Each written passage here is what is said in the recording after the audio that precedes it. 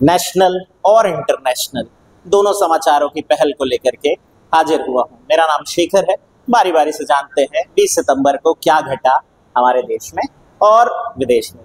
पहला, सहकारी बैंकों को अब एक नई सुविधा प्रदान कर दी गई है। क्या है ये नई सुविधा? आधार पर आधारित पेमेंट कर सकेंगे। वाओ, राइमिंग, आधार पर आधारित पेमेंट। हाँ, बट आधार बेस्ड पेमेंट की अनुमति मिल गई है।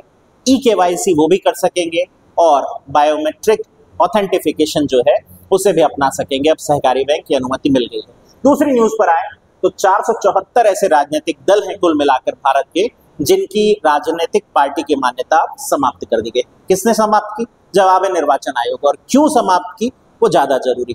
पिछले 6 सालों से किसी भी राज्य में, किसी भी स्थानीय स्तर पर किसी निर्वाचन का यह हिस्सा नहीं बने, कहीं भी ये चुनाव का हिस्सा नहीं बने, इसलिए इनका रजिस्ट्रेशन रद्द कर दिया गया। उसी प्रक्रिया से फिर गुजरना पड़ेगा जिस प्रक्रिया से गुजर करके उन्हें मान्यता मिली थी। अब आते हैं, स्कूल में मोबाइल प्रतिबंधित कर दिया गया है और हिमाचल ऐसा करने वाला चौथा राज्य बना है। इससे पहले यदि हम बात करें तो आंध्र प्रदेश, कर्नाटक और दिल्ली, ये तीनों ऐसा पहले ही कर चुके हैं।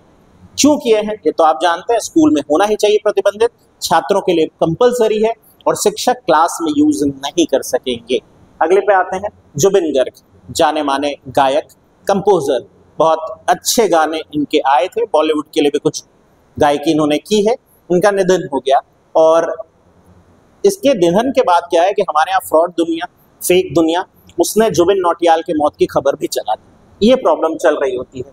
तो असत्य के बीच आप सच्ची खबरें निकाल करके लाइए।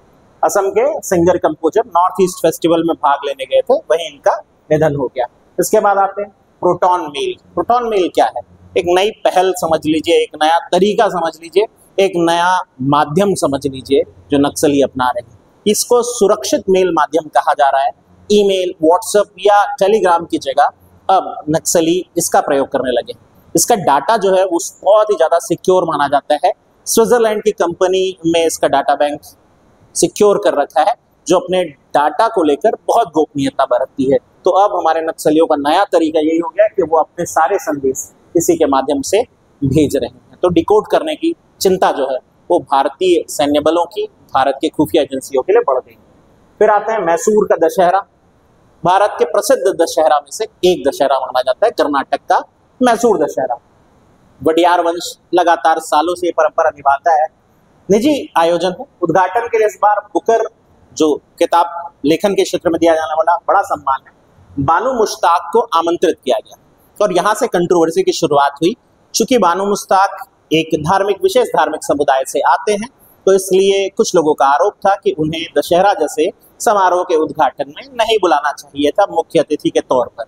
तो इसको लेकर के सुप्रीम कोर्ट तक भी पहुंचे और आर्टिकल 25 जो आपके धार्मिक स्वतंत्रता का अधिकार है उसको लेकर याचिका लगाई गई। सुप्रीम कोर्ट ने इसे खारिज किया और कहा कि आर्टिकल 25 या 26 किसी भी व्यक्ति को निजी जो आयोजन है, धार्मिक क्षेत्र में होने वाले किसी भी निजी आयोजन में भाग लेने से नहीं रोक सकता। तो बानू मुश्ताक ही आएंगे, चूंकि चर्चा में आ गया है, ये नाम ध्यान रख लीजिएगा। इसके बाद हेरॉन ड्रोन है। भारत इजराइल से खरीदता है। अभी एक और नई खेप खरीदने का हमने ऑर्डर दिया है। हमारी जो अभी वर्तमान हालात चल रहे हैं उसमें ड्रोन की बड़ी महत्वपूर्ण भूमिका चल रही है, इसलिए हम उसका एक उन्नत संस्करण है हेरॉन ड्रोन का, हेरॉन ड्रोन मार्क जो कैटेगरी का है, वो हम खरीदने वाले हैं। इसके बाद आते हैं एक बुक, हिंदुत्व एंड हिंद स्वराज। ये किताब है, गांधी वर्सेस वीर सावरकर की आइडियोलॉजी पर चर्चा करती है। इस किताब का लेखन किया है मकरंद आर परांजपे ने। किताब का नाम तो वैसे लंबा है, Hindutva and Hind Swaraj, histories forgotten जर्बल्स, ऐसा करके, बट आप सिर्फ इतना याद रख सकते हैं, मकरंद आर परांजपे की किताब। आइए, देश का सबसे बड़ा क्रूज टर्मिनल। आज सारी चीजें बड़ी वाले बातों पर होगी। चलिए पहला ये जान लेते हैं, देश का सबसे बड़ा क्रूज टर्मिनल कहाँ बन रहा है? मुंबई बेलाड पियर पे। नाम क्या रखा गया है? Mumbai international cruise terminal. इसका उद्घाटन हमारे प्रधानमंत्री नरेंद्र मोदी जी 20 सितंबर यानी आज के दिन कर रहे हैं।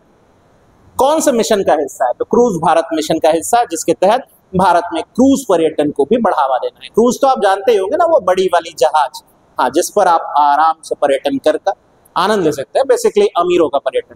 ठीक, एक साथ 5 क्रूज शिप पार्क हो सके इतनी बड़ी जगह है ये, 10 लाख यात्री एक साथ हैंडल कर सके, इतनी बड़ी जगह है।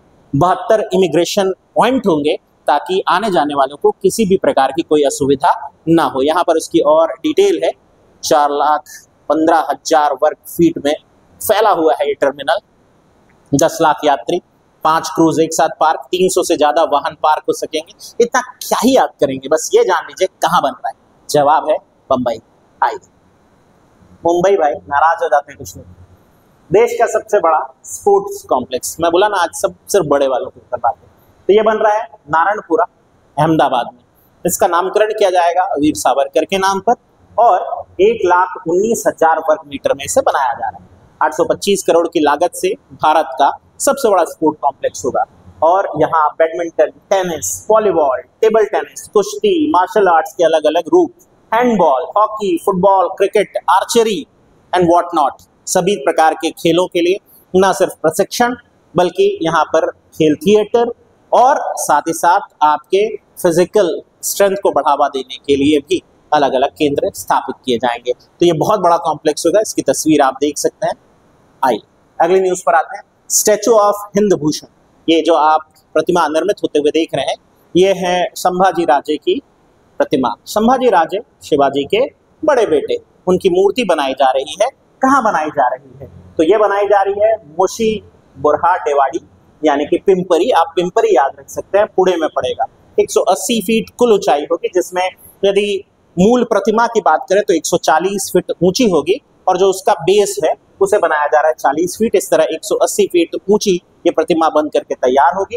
ये बड़ी बात है कि दुनिया की सबसे ऊंची पूर्ण आकृति वाली यानी कि कंप्लीट खड़ी हुई आकृति वाली प्रतिमा बनाई जा रही है संभाजी महाराजे की। संभाजी का महाराजे का जो जीवन है वो बड़ा ही रोचक रहा है और बहुत ही ज्यादा हिंदुत्व की अगर आइडियोलॉजी का पालन करते हैं तो उसकी तरफ आप देख करके गर्व कर सकते हैं। अगर आपको इनके बारे में जानना समझना है तो मैं कहूँगा कि आप फिल्म ना देखें, आप एक किताब पढ़िए। मैं रिकमेंड करता हूँ एक किताब का नाम है छावा। इत्तेफाक से किताब का नाम भी छावा है, फिल्म साइड करते हैं। लेखक हैं शिवाजी सामंत, बहुत जाने माने लेखक हैं और शिवाजी सामंत अपनी कई अद्भुत रचनाओं के लिए जाने गए। आप उनकी मृत्युंजय भी पढ़ सकते हैं, बहुत ही खूबसूरत रचना। युगांधर भी पढ़ सकते हैं, लेकिन अगर शिवाजी के पुत्र की इस कहानी को जानना है तो आपको छावा पढ़ना चाहिए, विस्तार से जानने का मौका मिलेगा। ज्ञान 2 या ढाई घंटे का मोहताज नहीं होता है, तो किताबें पढ़िए दोस्त। आइए फिर आते हैं भारत से ऑस्कर फिल्म समारोह में कौन सी फिल्म भेजी गई। देखिए यार, हमारे यहाँ की एक फिल्म, एक तो परंपरा बनी हुई है कि हम फिल्म भेज ही रहे हैं लगातार। इस बार जो भेजी जा रही है उसका नाम है होम बाउंड। होम बाउंड 3 लोगों की कहानी बताता है, जिसमें एक मुस्लिम व्यक्ति है, एक दलित वर्ग से आने वाला व्यक्ति है लड़का, और एक लड़की है वो भी दलित वर्ग से आती है। समाज उनके साथ क्या भेदभाव करता है, कोविड जैसी आपदा आने पर वो किन समस्याओं से जूझे। दूसरा, वो लोअर मिडिल क्लास भी नहीं है, वो गरीब वर्ग में आते हैं, उनकी क्या निजी समस्याएं होती हैं, उनके क्या सपने होते हैं और वो सपने बिखरते हैं तो क्या प्रॉब्लम होती है। इन्हीं भावों को बताती है फिल्म। तो शायद आगे पहुंचे, हम तो यही कामना करेंगे भारत के लिए। तो होम बाउंड जो है 2026 के लिए आधिकारिक प्रविष्टि है हमारी। नीरज घेवन इसका निर्देशन किए हैं। बेस्ट इंटरनेशनल फिल्म की कैटेगरी में से भेजा गया है। चयन समिति के अध्यक्ष थे एन चंद्रा जिन्होंने स्टाइल फिल्म बनाई है, स्टाइल से।